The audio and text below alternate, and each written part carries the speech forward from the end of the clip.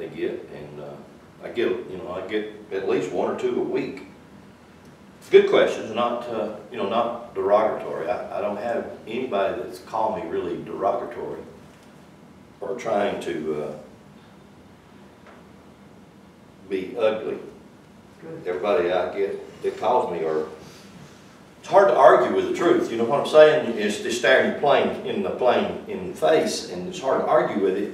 Although people do want to validate the thing that they have been established in, that they call the truth. I mean, I would do the same thing. I would have argued with me 25, 30 years ago. It would have been a really good argument. I would have.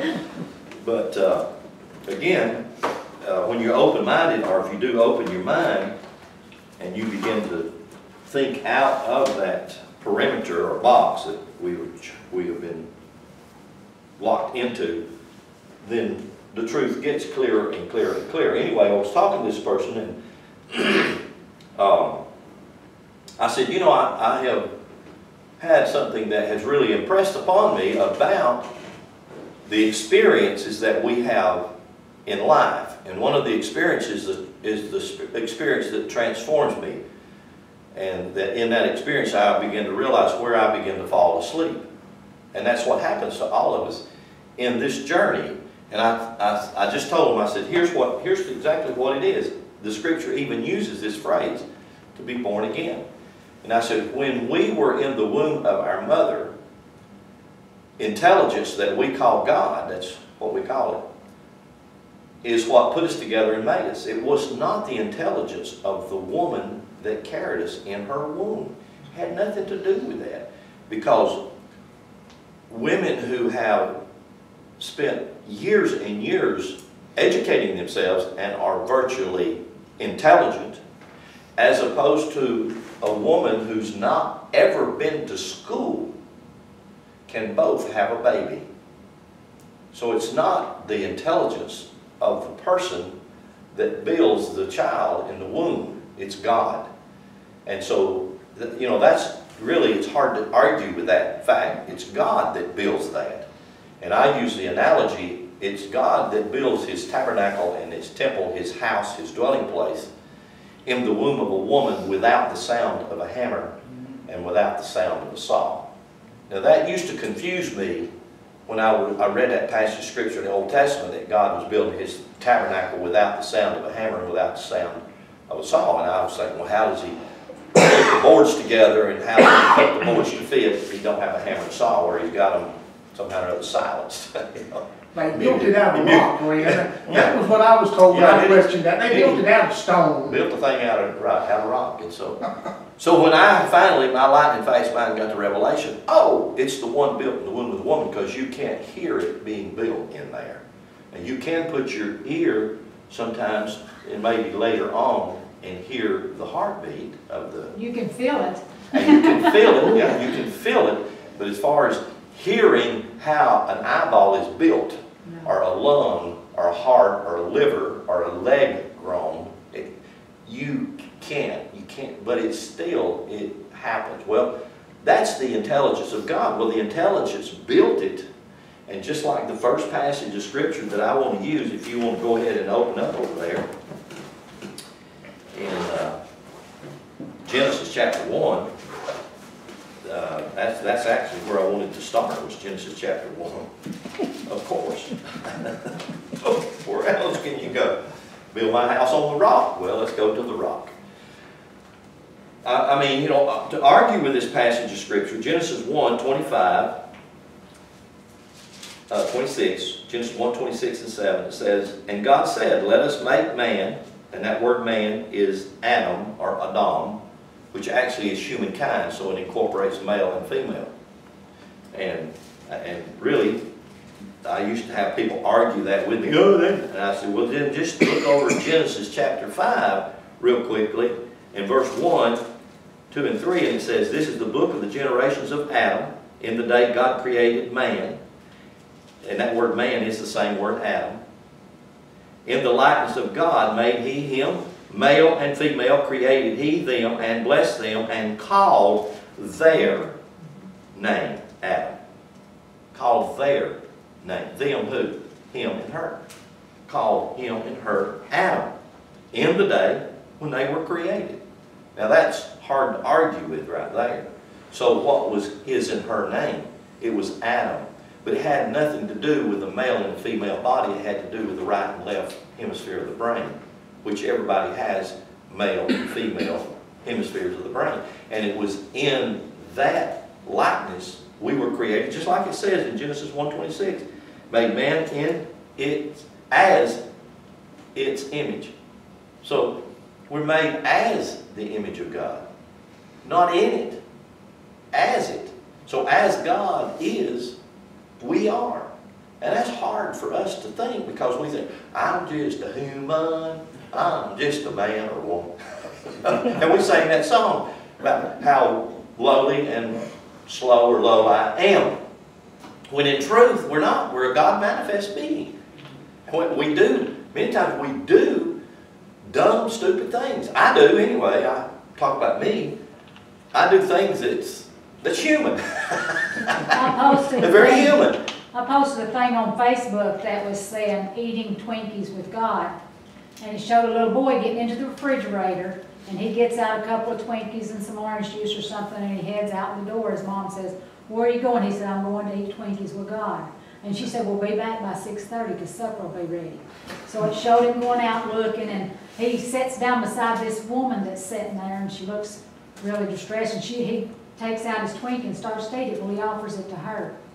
And they sat there and just talk and everything. He offers her the orange juice and all this. Well, he says, "Well, it's about time. I got to go back." And so he heads back home, and she said, "Well, did you find God?" And he said, "Yes, God's not a man. God is a woman." And all that. And then it shows her going to her homeless friend and said, "What are you smiling so big for?" She said, I ate a Twinkie with God, and God is younger than I thought." That's cute. That it was. That's cute. So, back to the story, I was talking to this lady, and I said, the same coming out of the womb through the normal birth canal, normal process, is literally a death. Because you're in here in a place that you are not familiar with outside, but you're familiar with that in here. And that's where you're built, you're formed. And in that building, in that formation, you're like God. Well, you come out of that, and that is a death process. And in that death process, when you get into this physical dimension, this physical world, we slowly go to sleep living in this dimension. And by that, I mean we go to sleep to our God state. So when you sing in that song, you sing that song like, I went to sleep, and that's what happens. That's what happens to all of us, everybody.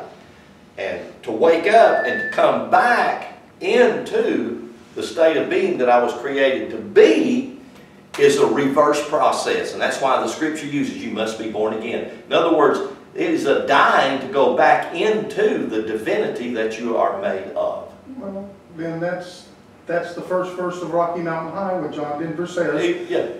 The summer of his 27th year, he went back to a place he had never been before. And that's exactly what it feels like. That's what we And do. so all of us struggle with that. That's all I'm trying to say. It is a struggle to go back to be who you are until you get to a place that you realize I can be who I am. But it's still a struggle to get back there. And I don't care who you are. And living life helps us in that struggle to get back to a place where that you finally begin to realize who you are. And so I wrote some notes here, some things that was still mulling over in my consciousness as I pulled up there outside. And here's what I was writing. I wrote, spiritual truth is always to show you. It's never to show you how they are. Spiritual truth is never about them. It's always about you. It's about me. It's always very personal. So that's where religion and spiritual truth part companies. Religion will always point to you and them to tell you how sorry you are, or how this or that or the other. But spiritual truth will always point you to you. It'll always have you looking in the mirror of you, because that's the one you're looking for that. I say this a lot. I come to realize quite a number of years ago, 25, 30 years ago, that it wasn't given to me to fix anybody. But prior to that, as a young preacher, I thought that was my job, bless God. I'm going to fix everybody, because they're all going to hell, and I'm not. I'm saved, I'm glorified, sanctified, filled with the Holy Ghost, and told a 10-pound date Bible. So I got all the right to fix all y'all, because y'all need help. I don't. I done got help. And that was the attitude, and sorry to say, and sad to say, that's the attitude of most preachers. And if they could ever come to realize it is not their job to get anybody fixed or saved, but yet they're trained and they're taught and they're drilled that that is their job. They'll use Matthew 28 and they'll use Mark 16. Mark 16, part they use is not even in the original Bible. It's an addition. Matthew 28 is a total gross error of the translation. It doesn't say to go into all of the world and preach the gospel to everybody that's lost and dying and going to hell and get them saved and make them a disciple. It doesn't say that. It does say to train and to teach. That's all it does. It says train and teach. So, another note I wrote, the so-called Bible is a book. So, I use that word so-called Bible. That's what y'all all call it, right? That's what I call it. That's what we've all been taught to call it. Matter of fact, I think it even says it on it somewhere, don't it? Most of them say Holy Bible. There it is. I had to open mine. It's on the second page. Dates annotated. Reference Bible. The Holy Bible. Well, first off, it ain't holy. And the word Bible, biblios, just simply means little book. And so the so-called Bible is a book or a text about the mysteries of human beings. In other words, man or Adam, as I just explained from Genesis 1 and Genesis 5, which actually comes, and I'm going to talk about this morning some more, about Israel, Hebrew, and try to get a clear understanding, because all of the stories and all of the allegories and all of the myths in the whole Bible are about you. They're about me. They're stories about me using mythical characters. Me in my down setting and in my uprising. In other words, me in my low time and me in my high time. And I don't care who you are, you will feel that. I was telling the fellow this week, I said, if we could learn to follow and read the moon, because the moon kind of dictates many times our attitude, because we are 95% water and the moon is emotional. It affects water, so it affects me. And you can ask any police officer, you can go to any hospital, and especially go to the birthing ward and ask them if the moon affects anybody. And do you know what they'll all tell you? 100% of them will tell you.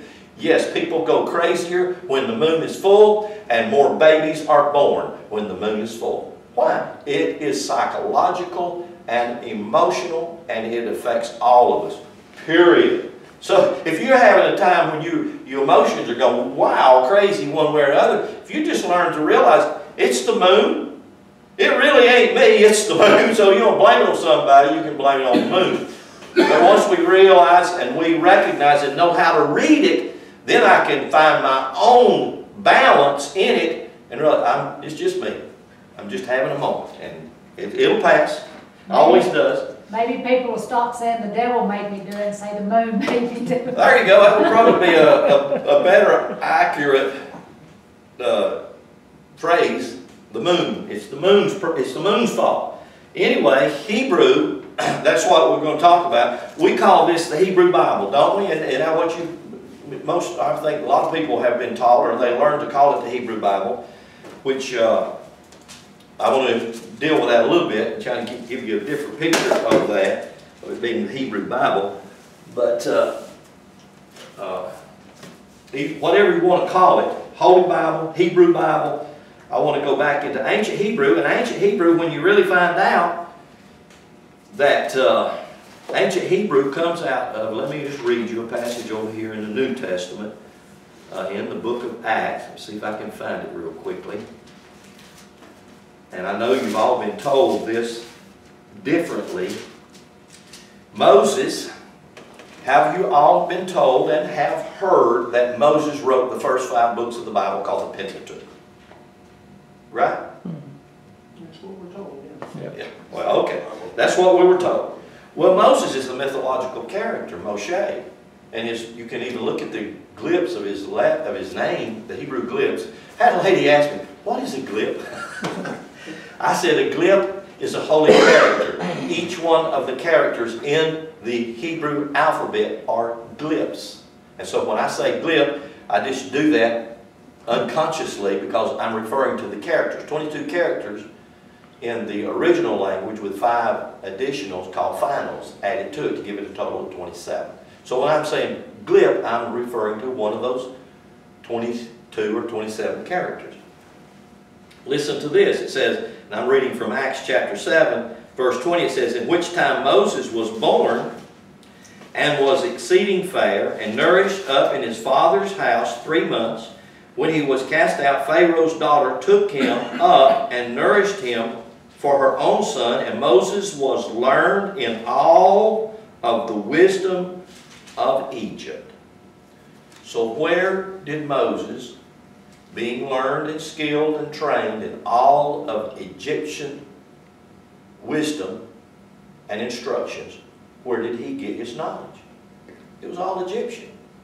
I mean, that should not be hard. So when he wrote the first 5 books of the Bible, what did he base his writing on? Let's say he's a character, really. He wrote it on Egypt mythology, Egyptian stories, the Egyptian hieroglyphs. That's why there's such a phenomenal semblance between the Egyptian mythologies and the stories told in the Bible. I mean, they're just wove together. So it says Moses was learned in all of the wisdom of the Egyptians, and he was mighty in words and deeds. Mighty in words, that means he had a command of speech. He didn't stutter. You were all told he stuttered, so Aaron had to speak for him. But this is right out of your Bible, your Biblios. Okay? So where did Moses get it? I want to give you this bit of wisdom and knowledge. He got it from Egyptian mythology, and Egyptian mythology, number one, did not even have a word for God. There was no word for God. The word God is relatively new. Did y'all know that? Most people don't know that. You can go back 400, 500, 600 years ago, and there wasn't a word God. That word God got put into script here. If I was reading this from Hebrew, I would not read the word God. I would read the word Elohim, and when I read the word Elohim, I would realize that it was referring to the gods. Understanding that Moses wrote it, what would be Moses' mindset of the gods? It would be this. It would be the Egyptian N-T-R, and those were glyphs, non-tov rash. And if I understood the glyphs, non-tov rash, and I put abbreviation in it, N-E-T-E-R, that's what I'd call it, netter. So in Hebrew, or in Egyptian, the netter, you have this word netter, which in Latin, it becomes natura. Natura in Latin, and it meant nature. That's where we get our English word nature from, the same thing. So, where would you find the NTR, netter, which equals the gods? Where would you find them? You find them in nature. Everything in nature is constantly telling you that. So, if I go back into the Egyptian mythologies, I would draw a big circle, and then I would divide the circle, which represents 360 degrees. I would divide it in half, and I would call half of it male, and I would call half of it female. But yet it's 360 degrees. It's got 180 over here and 180 over here. And in Egyptian mythology, it would say I have 180 senses that are masculine, and I have 180 senses that are feminine. And we broke it down like this.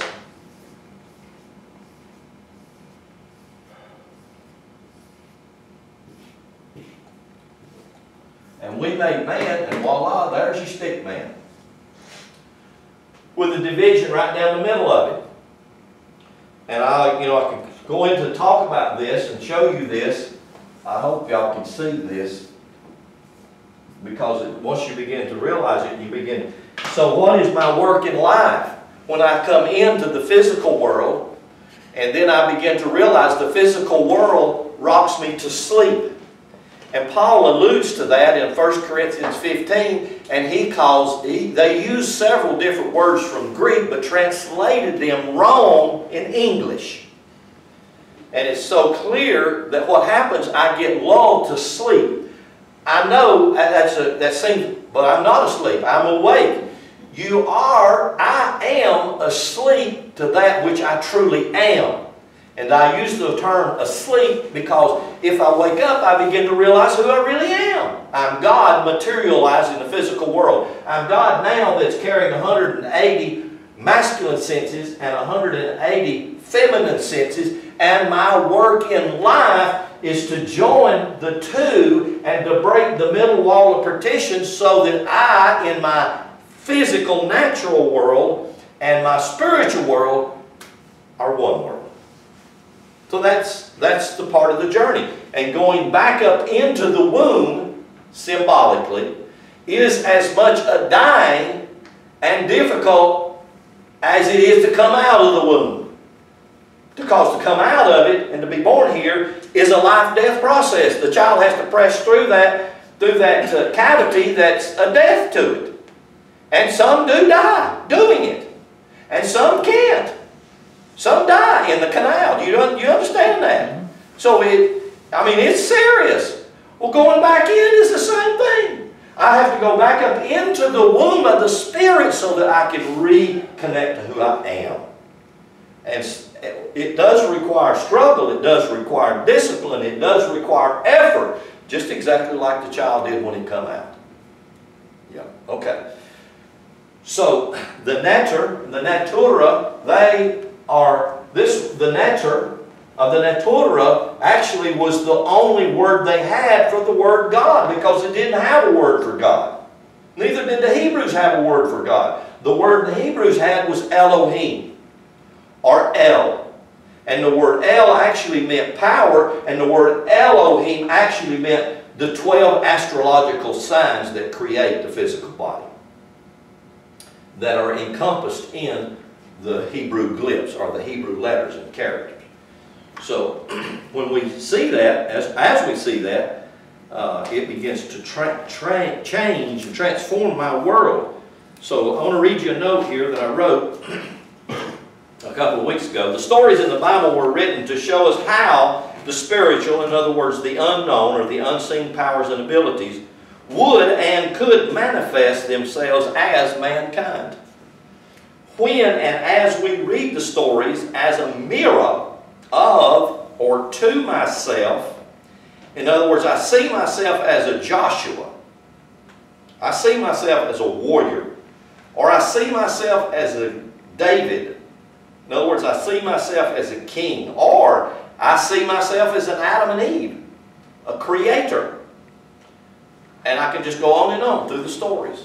I see myself in these stories, in these different characters. I can also see myself in negative characters, because there are characters in the stories that begin to show me the negative attributes of my physical nature, my physical body. So if I do that, I begin to see myself as these different characters. I'll begin to understand the stories and how they apply to me. How they apply to me physically, my body. How they apply to me mentally, psychologically, my mind, and most importantly, how they apply to me spiritually. But if all I do is look at them as a religion, I will never ever figure out or get what they're saying to me. I never will. You know why? I will always look at it as religion, because religion then concocts a belief, and a belief is a fence that you live in, a perimeter and a boundary that you bind yourself up in, and call it my beliefs. This is what I believe. Something I just felt interesting, you mentioned you can look at David and think of yourself as a king, but the way that our mentality and our mental efforts are, you can also look at David and call yourself an adulterer and a murderer and think how lowly you are as well. Hey, But that's actually both sides of who we are. That's the same man. That was the same man on the roof that saw that pretty naked girl. And by the way, if you look at that story and you'll try to do an analogy on time frames, you know, David didn't raise Solomon. Solomon was David's son. Did y'all know that? In the story. But David wasn't present. He was not a father present. David was busy on the battlefield killing people. That's right. David was called a man of war. He had blood on his hands because he was constantly killing people. And they would even say that when David comes in, David, you slain your thousands and your 10,000, you did. Because that was David's reputation. That's who he was. He was a man of war. He didn't raise Solomon, and Solomon was supposed to be called the most wisest man that's ever lived. But actually, David represents the side of me that's both masculine and feminine, both weak and strong. He does. And if we would look at the stories like that and realize that David is pointing to the sides of me that are weak or strong, that do this or do that. It's that way with all of the characters. They will show us. We look at things that we call mistakes. We look at things that we call failures, not to realize and not to really recognize they weren't mistakes, they weren't failures, they were learning curves. How many of you have ever experienced them? I do all the time. But if I'm not going to learn from it, if I'm not going to look at it and pay attention to it, guess what? I get to do it again. And do you know what? Sometimes it gets old doing it again. But we do. We do. Why? Because we get stuck in this we're asleep in this physical dimension, and that's not right or it's not wrong. That's just the way it is. So the stories, until we establish clearly that the ancient text, which we call the Scripture, is from the Latin scriptura, that's where it comes from, which just simply means writing, or it means sacred book. Till we are familiar with the ancient texts and were always written. They were always written. Did I say they were always written? I really meant to say they were always written to be symbols. Yeah. They were always written to be symbols, not history. That's difficult. Why? We have been so ingrained in the Bible is a history book. It is not a history book. It is a mystery book about how God lives in physical form. Well, now, Lynn, it can't always be, because you know you was taught you take it literal except when you can't. That's what he hammered that one at me, but no. That's what they would say. No, it is a mystery book. It is not a history book. I tell you, if we can ever learn that, you fall back in love with the writings of the Scripture and you begin to realize this is a book about me. If I really want to know how to get from A to Z, I will have to get to know me. That's poetry. That should be a something. We'll figure out a way to put that in the book. Because if I don't know me, I don't. You've got to go back. All the ancient material, all the ancient temples weren't places to go and pay you tithe and to hear the preacher preach you're going to hell. They were all places of learning. They were places of higher training and teaching. The temples were schools. They were colleges. They were universities. They were places that you would go, and above the door of most all of them, the phrase was written, know yourself. Because that's the bottom line. It's not a matter of you knowing everybody else. If you don't know you, you don't know anything. It's about knowing you. So the allegories, they were always written as symbols, as allegories, as dramas, as stories. And if we continue to miss this fact, then we will continue to miss the mark, which is what they call sin. In other words, we constantly live in sin, according to their definition of sin. Their definition of sin is to miss the mark. And in that respect, it's true, because if we can't ever hit on who I really am and realize it's about me, that's not selfish, that's fact, it's about me. And if I get that, then I begin to realize it's me that I'm accountable to. It's not somebody else. So I want you to go with me now, if you will, to the book of Genesis chapter 14. And I want to show you something about the Bible, about most important things in the Bible. Genesis chapter 14. And I want to show you something, a word here, that is really it's really a beautiful word. Genesis 14 and 13, of course this is right after Abram. It hadn't been changed to Abraham yet, he's still Abram. He represents the male side of the cerebrum. He's the brum of the cerebrum.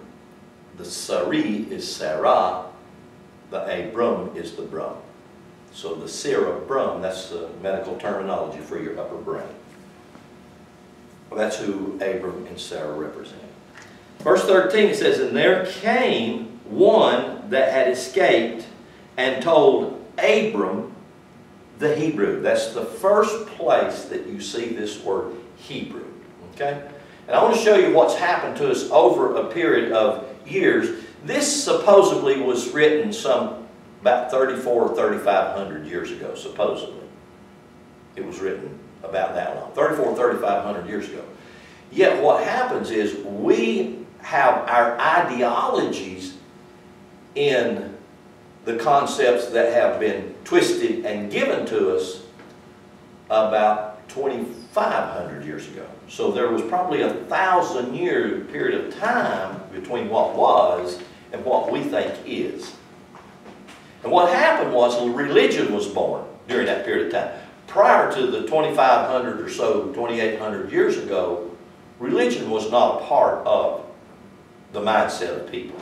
Religion became a concoction of men, where that men could separate the priestcraft from the people and exalt the priestcraft to a place way above the people, a place the people can't get to. And that happened. And it even happened in this book. And I can show you how it happened and where it happened. Where it even began to happen. But now, first off, let's just take this word, Abraham the Hebrew. Now, if you read it like that, you'd automatically think that Abraham somehow or another was of the Hebrew nationality or was of a Hebrew people, right? Yes. That's not at all. Let's go back 2 chapters. Go back to chapter 11. And let's just see who Abram was. Genesis chapter 11, this is the story of where the consummation of stories that you have from Genesis chapter 4 through chapter 11, where you have 3 sets of 3 sons. The story of Adam and so-called Eve with 3 sons. I said so-called. There's 3 sons mentioned. Then you have the story of Noah with 3 sons. Then you have the story of Terah with 3 sons, in which one of those boys is Abram. And that's where we pick up right here in verse 31 of chapter 11. "And Terah took Abram, his son, and Lot, the son of Haran, his son's son, and Sarai, the daughter-in-law, his son Abram's wife, and they went forth with them from Ur of the Chaldeans." So what was Terah and what was Abram? They were Chaldeans. Well, who were the Chaldeans? I wrote that down, but I think it's on my notes at home. The Chaldeans were basically known as the intellectuals. They were known as the highly learned and skilled. They were known as savants. You know what a savant is? Special person. People who have special skills and abilities. They're special. They're not demonic. They're special. They're savants. Have you ever heard of the astrologers? Astrologers were men or women, men and women, who understood the movement of the sun, the moon, the stars, the planetary, all the universal movement of energies. They understood these energies and what these energies did. As a matter of fact, if you hold your place right there in Genesis chapter 11 and go real quickly over with me to the book of Matthew, I want to show you something here. Matthew chapter 2, about the introduction of the character that we know of as Jesus. And here it says in Matthew chapter 2, it says, "Now when Jesus was born in Bethlehem," which Bethlehem was not even a city at this time, period. History can prove that. History will prove that, does prove that. It was not a city. Jesus was born in Bethlehem, Judea, in the days of Herod the king. Behold, there came wise men. That word wise men actually is called magi. Have you ever heard of the phrase magi? Yep. Who were the magi's? The magi's were Chaldeans. They were the astrologers. They understood it. Notice what it says right here. It says, Judea in the days of Herod the king, behold, there came wise men from the east to Jerusalem, saying, Where is he that was born King of the Jews? We have seen his star in the east and are come to worship him. Now that's the introduction to the story of Jesus. You have all seen that. You've all gone to the Christmas, what do you call that thing? Nativity thing. And those were the Chaldeans. In other words, you have to grasp what I'm trying to say. What I'm trying to say is Abram, calling Abram a Hebrew, and to understand what the Eber was, the Hebrew word for Eber, to understand why it was calling him that, to realize it's referring to an aspect of your being, is what I'm trying to say. Because originally, Abram was like his father. He was from Chaldea. Ur of the Chaldees. Back over to Genesis chapter 11. It says, here's what it says. And Abram, and Terah took Abram, verse 31, his son, and Lot, the son of Haran, his son's son, and Sarai, his daughter-in-law, his son Abram's wife, and they went forth with him from Ur the Chaldee to go into and Le'ek Leon, that word in Hebrew, Le'ek Leon, to go into. That word does mean this. It means you go from without to within. It's talking about going from all that you see out here in a physical dimension that's deceiving you or pulling you or leading you to what it wants you to think, and you go within yourself. That's where the light is at. That's where the word is the Hebrew word or. It's used in Genesis chapter 1 for the word light. That's where it's at. It's inside you. When you need to know the answers to the questions that seem to be the mysteries unsolvable, it's inside you. You carry it with you. It's inside you. That's what it's telling him here. As Abram, you go within yourself. Now, verse 1 of chapter 12. And the Lord said unto Abram, Get thee out of thy country. And again here we have the word Le'ek Lehom. Don't go and look to the outer appearances. Go within to see what it's saying inside you.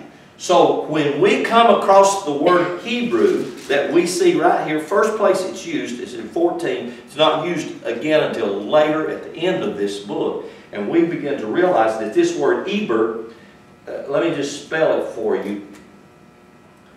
In Hebrew, Beth Rash, I believe is how it's spelled. Yeah. Now that's the word that's translated Hebrew. The word, this is called, in Hebrew, this is called ayin, A-Y-I-N, and it actually means the eye of God. And then this word is called Beth in Hebrew, Beth or Ba'ith. We call it B-E-T-H. That's just how we call it. And it means container, or house. In other words, you are the container, you are the house of God. This word, this glip, rash, R-A-Y-S-H, it means fire. It's the fire principle of God. And then this little glip is the smallest glip in the Hebrew. It's called the yod, or yud. And it has to do with the 10. It means spirit and matter. Now, if you take all of that and you begin to look at the, and this is how I define any Hebrew word. It's not complicated, it's real simple. You understand each glip and know what that glip means, and then you find out what that glip means, and you begin to look at this. This is the word Eber in Hebrew. We call it Hebrew. But here's what it's talking about. It's talking about the eye of God in the house of God, which is the container that is filled with the fire of God, both in spirit and matter. My God, that just about made my feet dance. You know who that is? That's you! I mean, shoot! And that's Hebrew. This is Hebrew. And so when we talk about the Hebrew text, this is what we're talking about. We're talking about a book that is about how God sees. God sees through His eyes, just like you. But God's eyes are in you. In all Eastern terminology, it was considered your third eye or your pineal gland.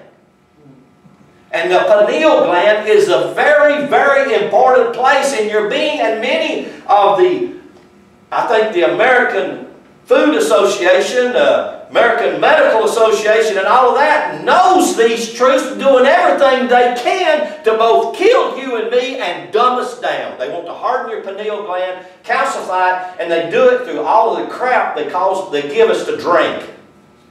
Especially sodas and soft drinks and all the other stuff that they give us to drink. And the whole purpose behind it is calcify the pineal gland, you know, so that you can't let God see. We've blurred the vision of God. So we have to understand Abraham was not from the Hebrew people. He was from the light of knowledge. This character is from that. You see, you got to realize the knowledge that you contain is within you. It's not from books and learning that you've got. Oh my goodness, I wish I had this quote. Man, oh man, I don't have it. I'll bring it next week and I'll read it. I'll read a part of it to you. It was from the chief of the Indian tribes that represented all of South America. You want to take a picture of that? Yeah, I didn't bring my phone in. It's the chief. When right before the Civil War, when they were gathering the Indians up and telling them, they called the president, they called him the Great White Chief. They were trained to call him that.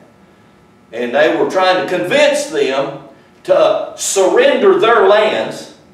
I mean, you got to realize all this belonged to the American Indian. We come in here. I mean, Chief Van House over here. Go over and look at the beauty of the structure of that. That wasn't built by Americans. That was built by Indians. I mean, it has a staircase in it that they go over. The engineers go over there and scratch their heads. How did they do that? Well, they're just savages, you know. I mean, they dumb us down to make us think these people, all they're going to do is just eat raw rabbit and kill each other. And it's just gross error. But this chief, he wrote a letter, and I tell you, this is the most profound letter I have ever read. And it's written to the President of the United States back in the late 1840s to tell the President that they understand what the President's trying to do by buying their land from them. And he writes in this letter, he says, he understood that nobody could buy the air that you breathe, it belonged to God. That nobody could buy the sky that we look at both day and night, that it belonged to God. And he found it very hard to understand how anybody can buy and sell the earth because it belonged to God. So he struggled with how to convince his people that they needed to sell their land that God owned, and the government was going to give them a good land out there somewhere in the middle, in the West. I mean, it's the most profound letter you've ever heard or read, and to try to make us think that these people were savages. No, to read the wisdom that comes. And this man had never read a book in his life. Where did that wisdom come? It comes from within, the deposit of God that's in his being, the same deposit that you and I have. So it's not based on how many books you've read. It's not based on how much knowledge you have attained out here. It's based off this deposit right here of what's inside you, what's inside me. That's where it's at. That's what we need to draw back on. So when we understand this Heber, we begin to understand ourselves better. Okay, now I'll go real quickly with me. I'm going over to Genesis 32, and I'm going to just close on this note over here in Genesis 32. My goodness. Y'all get me all tore up here. I want to read you something here. I mean, we've all been religionized out the hilt. It's terrible what's happened to us. This is from Alvin Boyd Kuhn, A Rebirth for Christianity. He says religions are basically mankind's effort to relate the content of human consciousness in both feeling and thought to the life in the world. Now he's being real sweet right here. He normally is not that nice to them. But he's saying it's their efforts to try to do this. They don't do a good job of it. He says because he's trying to give it two different things, feelings and thought. And feelings and thought. Let me show you what I do right here. Feelings and thought. Spirit and matter. Spirit is based in thinking. As a man thinketh, he is. Why? It's a spiritual principle. You think you're a piece of crap, you act and you live like that. That's fine. That's how you think. If you think that you are as God is, guess what? You begin to pull yourself up to that. Nobody else does that to you. If you think like that, it automatically pulls you up. As a man thinketh, so is he. Proverbs. Feelings over here. One of the most powerful things we've got, because we move by it. We are swayed by it. Well, I just feel bad today. And as long as you let yourself feel that way, you'll pull the covers up and lay back down. Or if you begin to realize they are susceptible to change. Those things that feel bad can feel good. Right? Amen. Physical and psychic. Feelings and thought. What the senses experience, what the emotions feel, what the intellect cognates in response to living must precipitate in consciousness a sentiment of integrated psychic elements. Whether the individual knows it's objective or not, this deposit is his religion. So that religion will be based off your sensual experience or your emotional feeling. Isn't that how religion gets you? I mean, they can do it to all of us. If we'd done it this morning, right now, we're just a little bit late. Should have done it about 12 or 5 to 12. We should have had the pianist come to the piano. And while all of y'all bow your heads and she's playing Just As I Am, and you're seeing the fires of hell just burn higher and higher and higher, and you know sure as hell you don't want to go there. and then we start singing, and the preacher says, now just gentle and softly, kneel at the cross, I will meet you there. Come while he waits for you. Exactly. Yeah.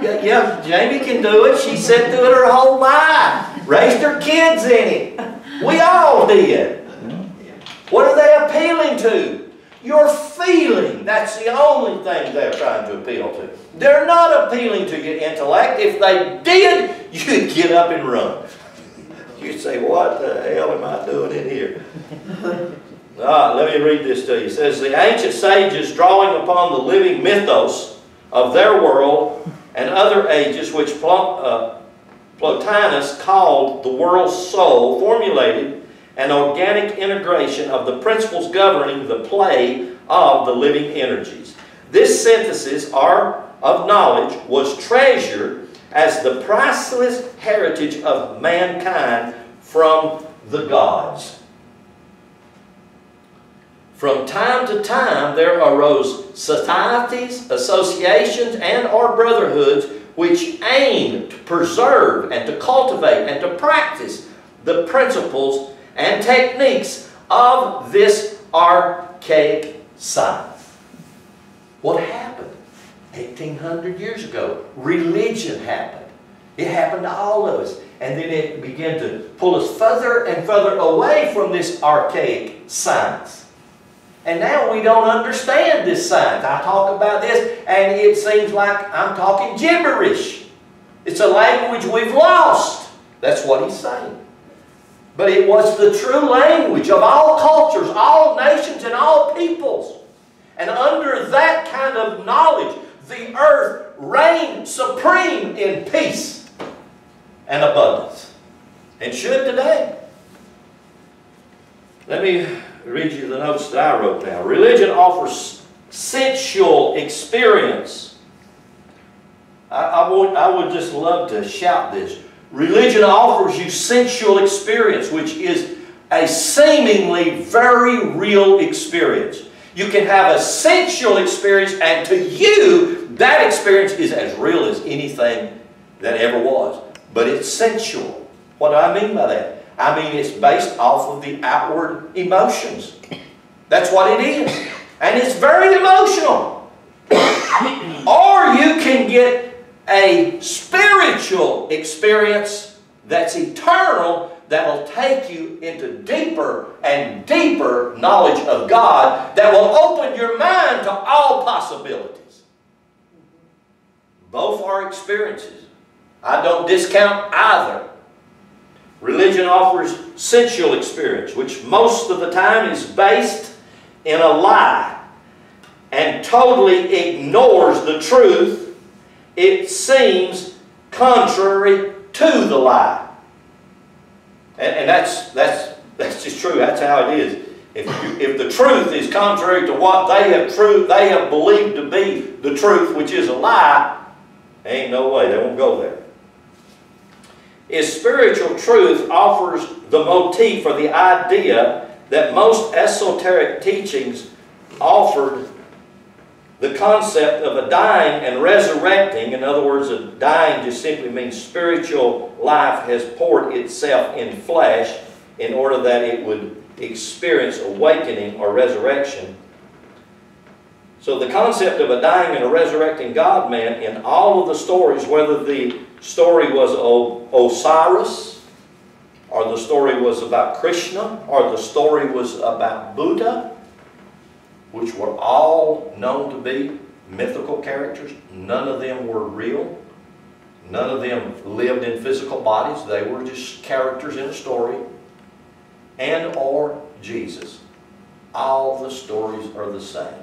If you go back and study the story of Osiris, at the age of 30, he went in ministry. He had 12 disciples. He came and lived and died for the betterment of humanity. That's the story of Osiris.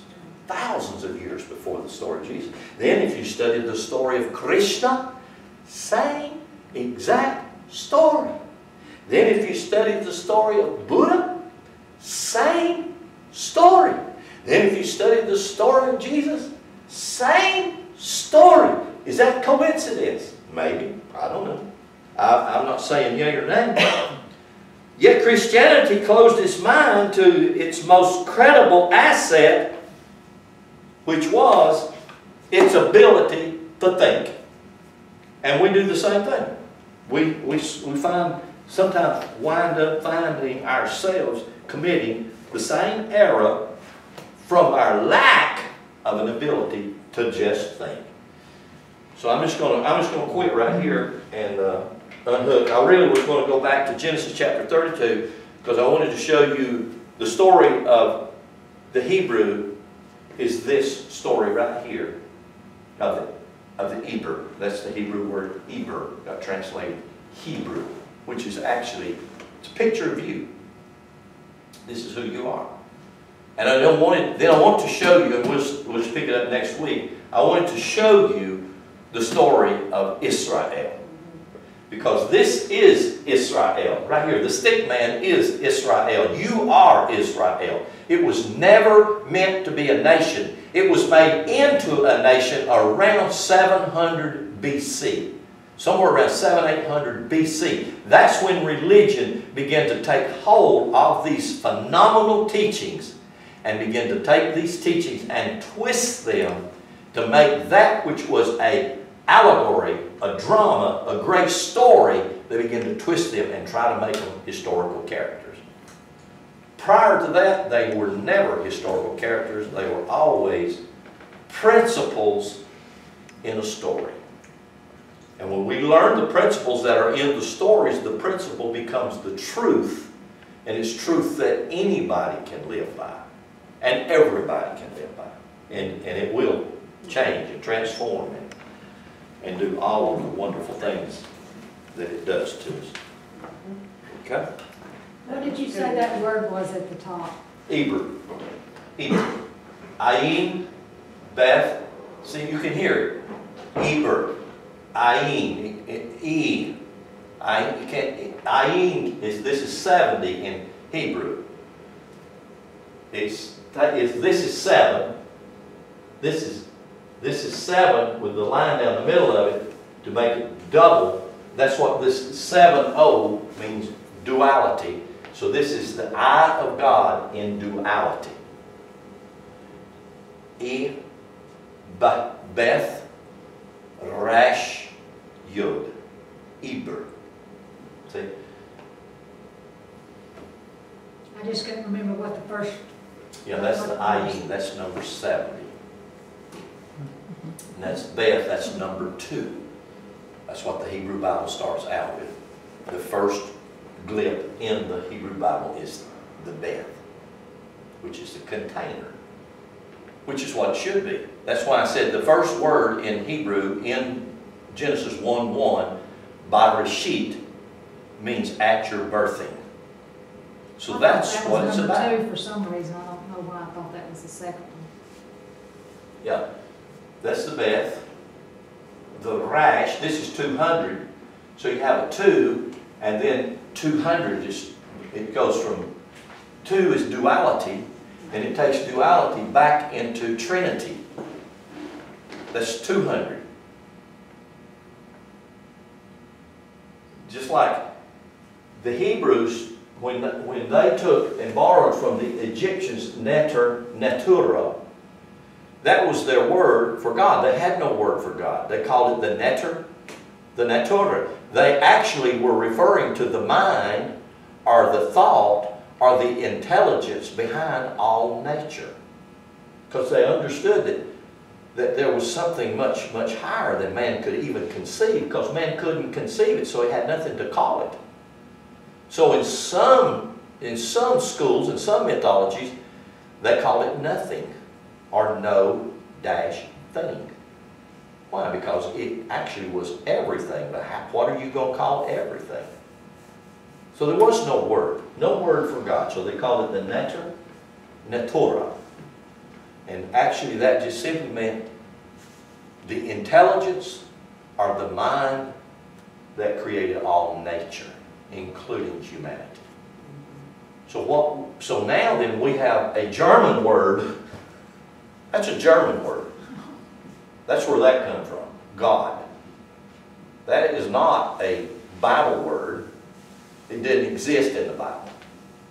You can go into the Greek Bible or you can go into a Hebrew Bible and you will not find that word, God. It just ain't there. But we have such a confusion about this word God because religion made it to be your great-grandfather in the sky. Long white hair, long white beard. But bless God, he can still handle you. You know what I'm saying? That's what religion done for us. They took that word and made it into a personality and called it God. The mind of German did that. Prior to that, it wasn't. It wasn't. So, okay? That clear? Oh.